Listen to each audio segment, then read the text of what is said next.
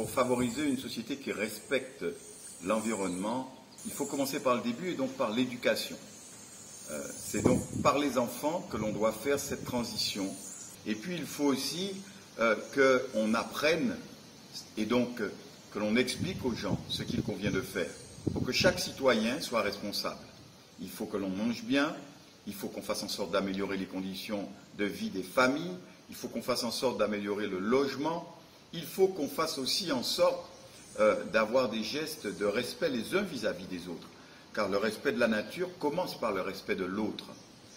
Mais par-dessus tout, je crois que ce qu'il faut, c'est d'avoir conscience que notre planète est un espace limité et que donc il faut être les acteurs de la protection de cette planète.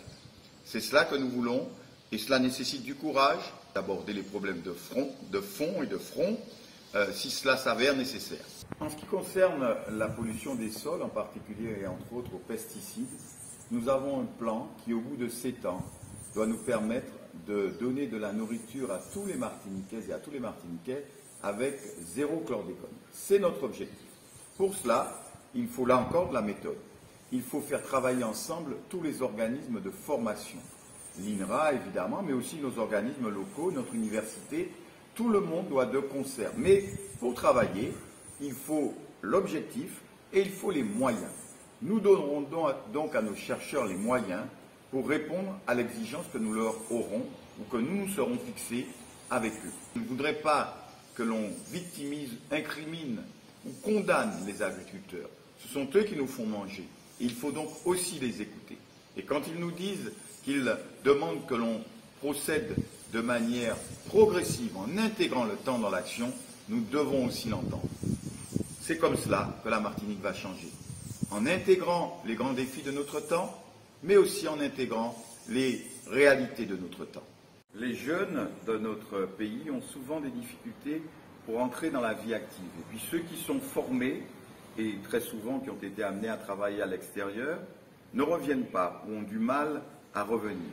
Nos seniors qui ont de l'expérience ont le sentiment que la transmission de leur savoir et de cette expérience n'est pas souvent aussi facilitée qu'on le souhaiterait. Alors ce que nous allons faire, nous, d'abord nous allons faciliter pour les tout jeunes et les plus jeunes l'intégration dans la vie active. Pour cela, il faut renforcer les formations, mais surtout l'apprentissage.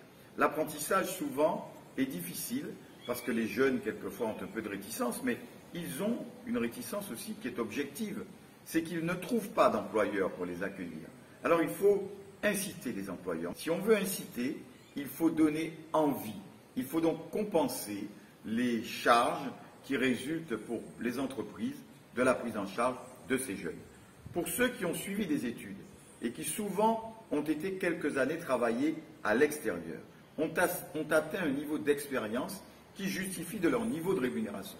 Eh bien, ils ne reviennent pas ici parce que ce qu'on leur propose, quand ils trouvent quelque chose, n'est pas suffisamment rémunérateur et n'ouvre pas assez de perspectives d'avenir pour eux au regard de ce qu'ils ont déjà entamé dans leur vie active. Il faut les inciter à revenir. Alors comment allons-nous faire? Nous allons compenser les éléments de coût pour les entreprises qui feront appel à ces jeunes qui ont passé un certain nombre d'années à l'étranger ou en métropole et qui ont moins de 35 ans. Ces jeunes-là, pendant 2 ans, nous prendrons en charge une partie du salaire pour que la rémunération que sera à même de leur offrir les entreprises soit au niveau non seulement des exigences qui sont les leurs, mais aussi de ce qu'ils ont déjà comme rémunération à partir de ce moment de leur vie. Et cela permettra la transition souple, facile et l'intégration, la réintégration.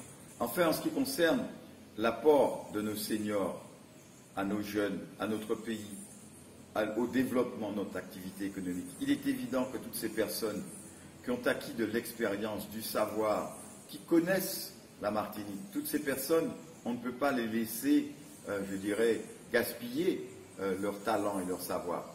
Alors, on leur donnera l'opportunité de soutenir les plus jeunes.